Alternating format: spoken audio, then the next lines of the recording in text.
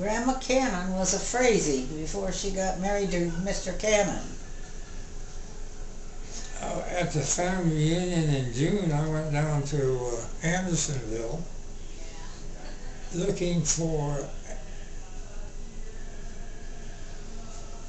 Alfonso? Akers. Oh, Akers. Akers. What was his first name? I don't know. And I went up to the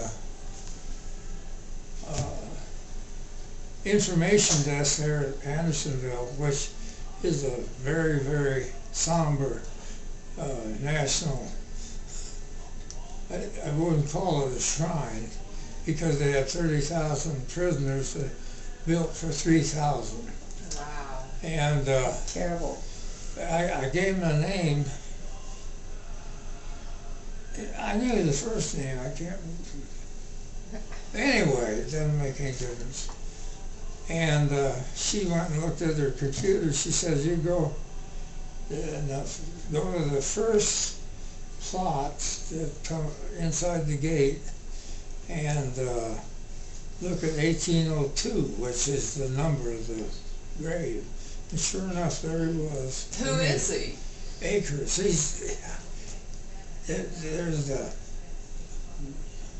There's a obviously, to me, when looking at those letters that Mother had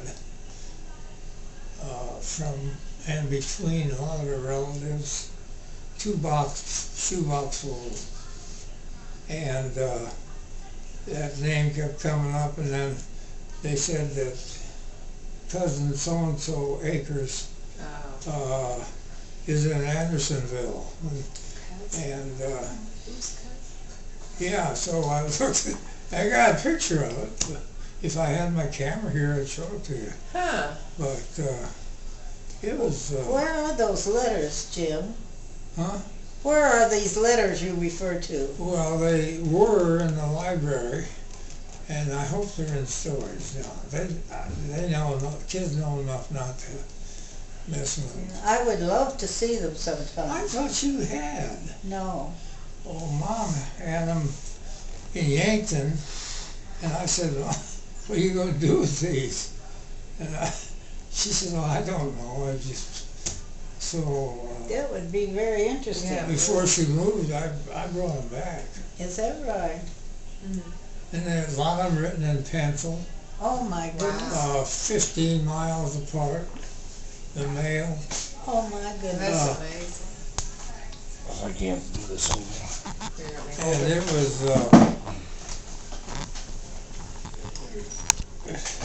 I take my pen in hand to, type of thing.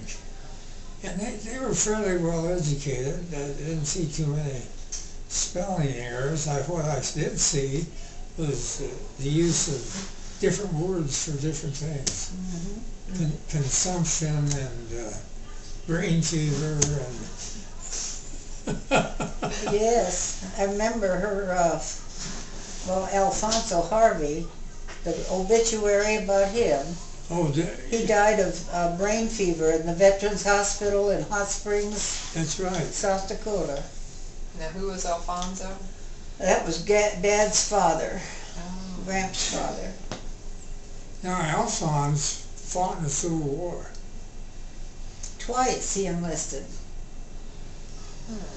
Once from In Wisconsin. other words, our grandfather was in the Civil War. Once from Wisconsin and once from Minnesota. At the beginning and at the end. And He got wounded at Manassas. when we went to Manassas, we went to the, that's where the Battle of Bull Run, the first battle of the Civil War. And I said that I had this ancestor who was in that. And they said, where did he enlist from? And I said, Wisconsin. And there, sure enough, they have a book with the names in it. And I found Alfonso Harvey. Scott did the same thing. He went there in February. He wasn't a soul there except a park ranger. And they got taught just like he did. And if I'd known he was going to do that, I would have felt nervous that I misconstrued history. I told him. But there it was, like you said. Yeah. And the ranger said, I'll tell you, he got wounded, and I'll show you where. So they went out on the battlefield, Wow. lost an eye. Did he lose an eye in that battle? Yes, and he was a private, and he was in the army for 30 days. Yeah, 30 days, but then he re-enlisted. Huh? yeah, after a while, yeah. Then at the end, more of an occupation. My guess is he did that for Some income. money or whatever. Yeah. So how old was he when he died? Does anybody know?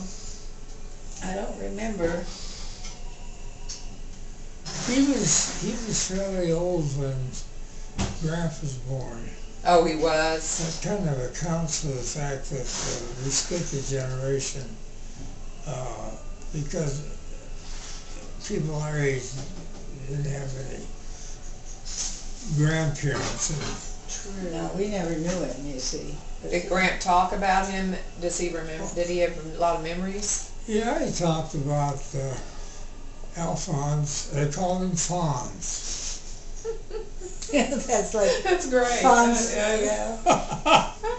He was an Indian agent at Cherry Creek, which is way the heck out in the west of South Dakota. Huh.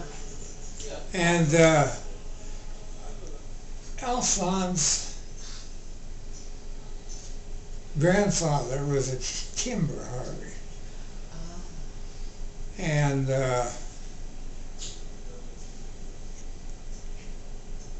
Kimber was interested in that one, of course. He's good at it. And he got some correspondence, proceedings of Kimber Harvey applying for a pension from the Revolutionary War. And Wow.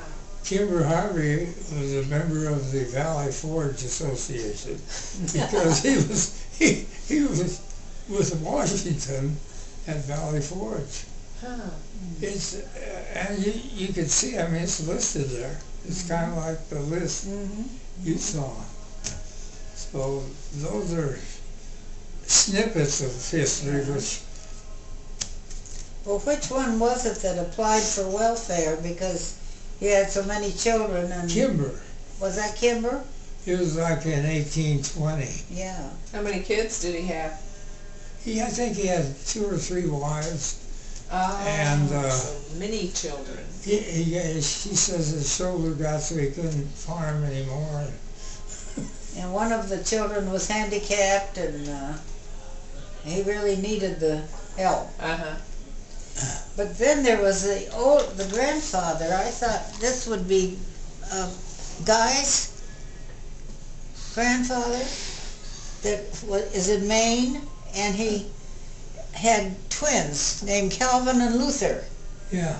And then they had 8 children, and his wife died, so he married the hired girl and had 8 more. So that made a long string before you get to the next generation. This is whose grandfather? Gramps? Yeah, I think it would be his grandfather. I think so. What's his name? They must have been Kimber's. It must have been Kimber's father, don't Yeah, no, Kimber would be the father. Wouldn't he? Well, who knows? I don't know.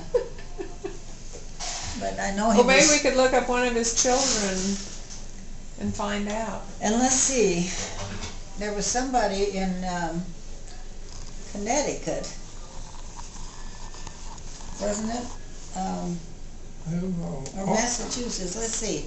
Well, all this, You know, there's some relative that connected me to the DAR, and I can't think now who that was. well, probably related Come to in. Hello.